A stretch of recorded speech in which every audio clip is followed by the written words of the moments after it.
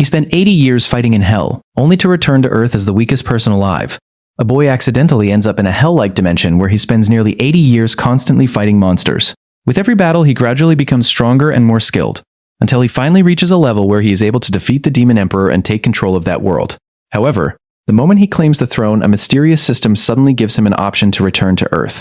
Without thinking much, he accepts it. Suddenly, he wakes up in his original body, which had been in a coma for almost 30 years. As soon as he regains consciousness, he becomes extremely frustrated because all the strength and power he gained in that other world has completely disappeared.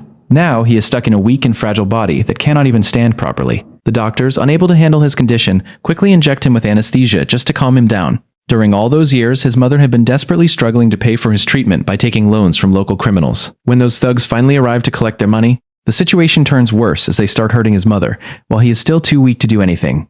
At that moment, the system appears again and gives him a new objective, guiding him to a specific location where he can obtain a healing item. As time suddenly freezes, he slowly drags himself across the floor and painfully manages to reach the location.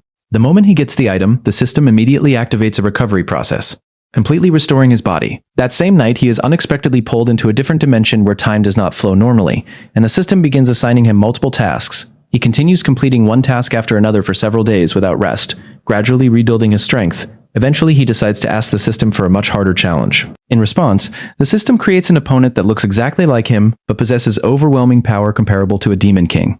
After consuming a special enhancement item, he engages in an intense and exhausting battle, and ultimately manages to defeat his opponent. By the next morning, everyone around him is completely shocked to see his transformation, as he is now physically stronger than ever before. When the same group of thugs returns, he easily overpowers them this time. However, in retaliation, they kidnap his sister.